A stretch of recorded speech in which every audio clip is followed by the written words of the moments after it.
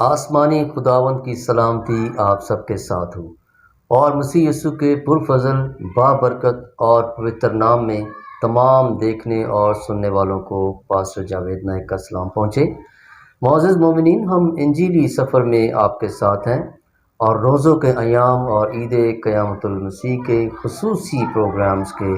7ویں حصے میں آپ کو ویلکم کہتے ہیں۔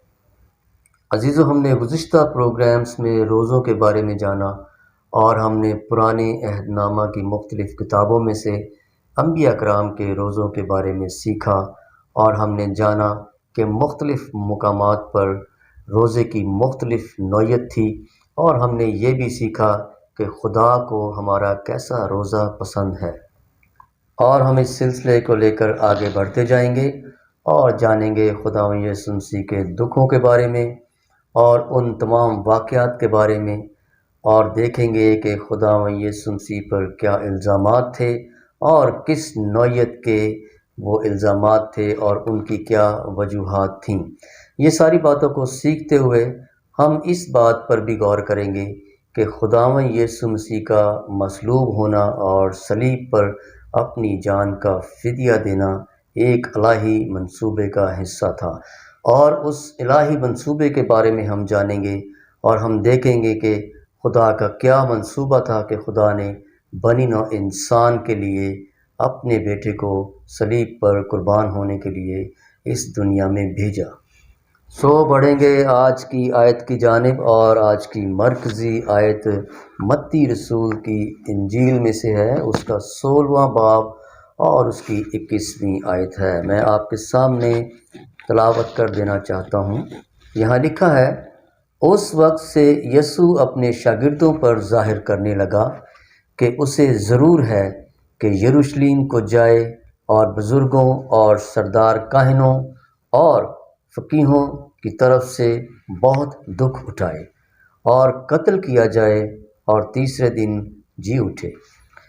معزز بہنوں بھائیوں، جیسا کہ ہم جانتے ہیں کہ خداوند یسوع مسیح کا مصلوب ہونا یعنی صلیب پر اپنی جان دینا ایک الہی منصوبے کا حصہ تھا،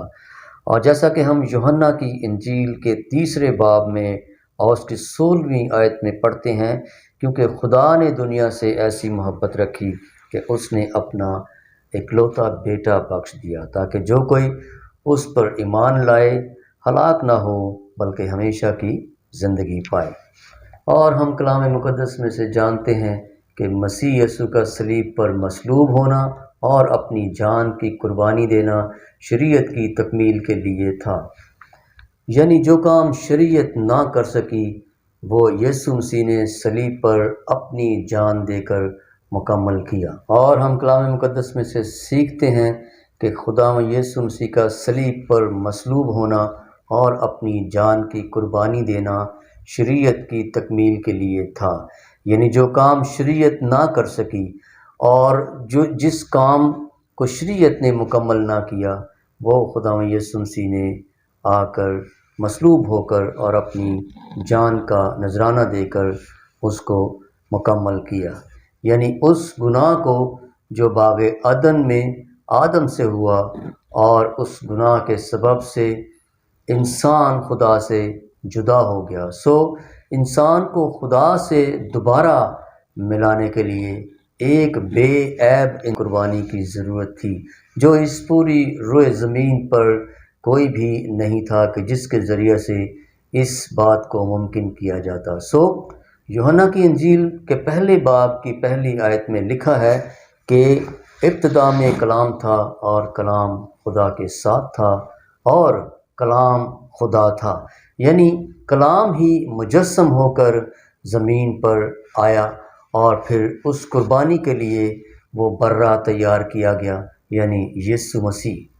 چونکہ زمین پر کوئی بھی انسان بے عیب نہیں تھا، کلمہ مجسم ہوا، اور کلمے نے انسان کا کمزور جسم حاصل کیا،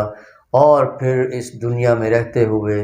اس کمزور جسم کو لے کر صلیب پر چڑھ گیا، اور اس موروثی گناہ سے انسان کو نجات دی کہ جو باغ عدن میں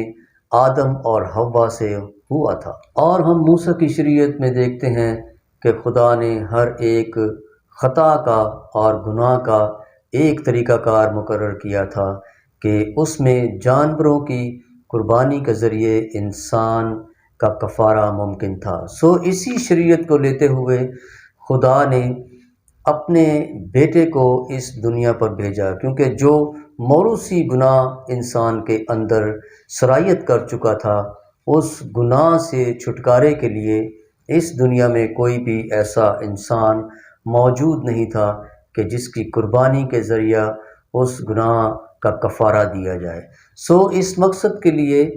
مجسم ہو کر خدا یسوع مسیح اس دنیا پر آیا، اور اس نے اپنے خون کا نذرانہ دے کر تمام بنی نوع انسان کو خدا کی طرف پھیرا اور نجات کا وہ راستہ کھولا کہ جو ابلیس کے گمراہ کیے جانے کے باعث آدم اور حوا نے باغ عدن میں بند کر دیا تھا۔ اور ہم کلام مقدس میں دیکھتے ہیں کہ شریعت بنی نوع انسان کی نجات کے لیے نامکمل تھی، کیونکہ کوئی بھی انسان ایسا نہیں تھا کہ جو شریعت کو پورا کر سکتا۔ ہم دیکھتے ہیں پولس رسول گلتیوں کی کلیسیا کے نام خط میں لکھتا ہے، اس کے 3 باب میں، کہ شریعت کے وسیلہ سے کوئی شخص خدا کے نزدیک راست باز نہیں ٹھہرتا۔ اور پھر وہ لکھتا ہے کہ مسیح نے صلیب پر جان دے کر، یعنی موت کے ذریعہ سے، لعنتی موت کے ذریعہ سے ہمیں مول لے کر شریعت کی لعنت سے چھڑایا۔ چونکہ انسان خدا کی ایک اعلیٰ تخلیق ہے اور خدا نے اسے اپنی صورت پر پیدا کیا ہے، خدا نہیں چاہتا تھا کہ انسان ہلاک ہو اور جہنم کی آگ میں جائے۔ اس سبب سے کلمہ مجسم ہوا، اور کلمے نے انسانی صورت اختیار کی اور اس قربانی کے لیے کمزور جسم لیا جو قربانی شریعت کو مکمل کرتی تھی، یعنی خون بہانے کی قربانی، کیونکہ خدا کے قانون میں بغیر خون بہائے کسی گناہ کا کفارہ نہیں دیا جا سکتا۔ اور یوحنا کی انجیل کے پہلے باب سے ہم یہ سیکھتے ہیں کہ کلمہ جو مجسم ہوا تھا وہ خدا ہی تھا۔ ہم بڑھیں گے اپنی مرکزی آیت کی جانب، اور وہاں دیکھیں گے کہ خداوند یسوع مسیح اپنے دکھوں کے بارے میں، اپنے مصلوب ہونے کے بارے میں اپنے شاگردوں پر قبل از وقت ہی ظاہر کرتا ہے کہ اس پر مصیبت آنے والی ہے اور وہ مصلوب کیا جائے گا اور دکھ اٹھائے گا۔ اور بڑھیں گے حوالے کی جانب متی رسول کی انجیل، اس کا 16واں باب اور اس کی 28ویں آیت ہے، حوالہ نوٹ کر لیجئے۔ وہاں یسوع اپنے شاگردوں سے کہتا ہے، میں تم سے سچ کہتا ہوں کہ جو یہاں کھڑے ہیں ان میں سے بعض ایسے ہیں کہ جب تک ابن آدم کو اس کی بادشاہی میں آتے ہوئے نہ دیکھ لیں گے، موت کا مزہ ہرگز نہ چکھیں گے۔ یہاں یسوع اپنے شاگردوں سے اپنے بدن کی تبدیلی کی بابت بات کرتا ہے، یعنی وہ مردوں میں سے جی اٹھے گا، کیونکہ جب یسوع صلیب پر اپنی جان دینے کے بعد دفن ہوا اور پھر تیسرے دن مردوں میں سے جی اٹھا، اور اس کا جی اٹھنا خدا کی بادشاہی کو ظاہر کرتا ہے۔ اور ہم کلام مقدس میں سے دیکھتے ہیں کہ قبر میں سے زندہ ہونے کے بعد خداوند یسوع مسیح 40 روز تک اپنے شاگردوں کو مختلف مقامات پر نظر آتے رہے اور خود کو ان پر ظاہر کرتے رہے۔ بڑھیں گے اگلے حوالے کی جانب، اور اگلا حوالہ متی رسول کی انجیل سے ہمارے پاس موجود ہے۔ متی رسول کی انجیل، اس کا 17واں باب ہے اور 12ویں آیت ہے، حوالہ نوٹ کر لیجئے۔ یہاں یسوع واضح کرتا ہے کہ ابن آدم دکھ اٹھائے گا، اور اسی مطابقت سے اگلا حوالہ بھی نوٹ کیجئے۔ متی کی انجیل، اس کا 17 باب اور اس کی 22ویں آیت ہے، اور یہاں جب وہ گلیل میں ٹھہرے ہوئے ہوتے ہیں تو یسوع دوبارہ اپنے شاگردوں سے اپنی موت کا ذکر کرتا ہے۔ اور اگلا حوالہ نوٹ کیجئے، متی رسول کی انجیل، اس کا 20واں باب ہے اور 17 آیت سے 19 آیت تک ہم دیکھیں گے کہ یہاں بھی یسوع اپنے شاگردوں کے ساتھ یروشلم کو جاتے ہوئے ان کو الگ لے جا کر ان سے کہتا ہے، وہاں لکھا ہے،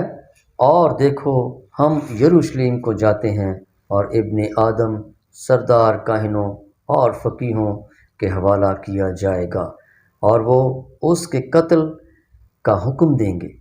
اور اسے غیر قوموں کے حوالہ کریں گے تاکہ وہ اسے ٹھٹھوں میں اڑائیں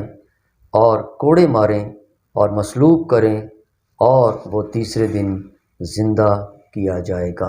ہم دیکھتے ہیں کہ یسوع مسیح اپنے شاگردوں پر قبل از وقت ظاہر کرتا ہے کہ وہ پکڑوایا جائے گا اور اسے مصلوب کیا جائے گا۔ اور بڑھیں گے اگلے حوالے کی جانب اور جائیں گے متی رسول کی انجیل کے 20ویں باب میں اور اس کی 20ویں آیت سے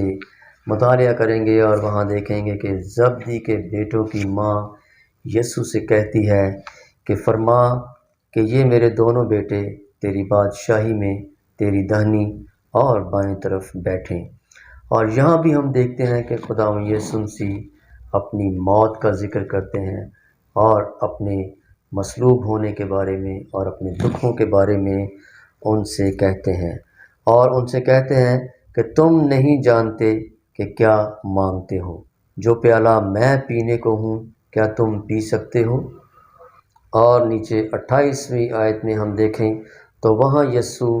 ظاہر کرتا ہے کہ ابن آدم اس لیے نہیں آیا کہ خدمت لے، بلکہ اس لیے کہ خدمت کرے اور اپنی جان بہتیروں کے بدلے فدیہ میں دے۔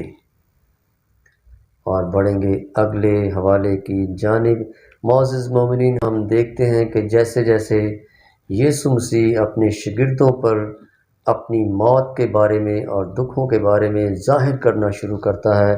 ویسے ویسے ہی ہم دیکھتے ہیں دوسری جانب سردار کاہن قوم کے بزرگ قیافہ نام سردار کاہن کے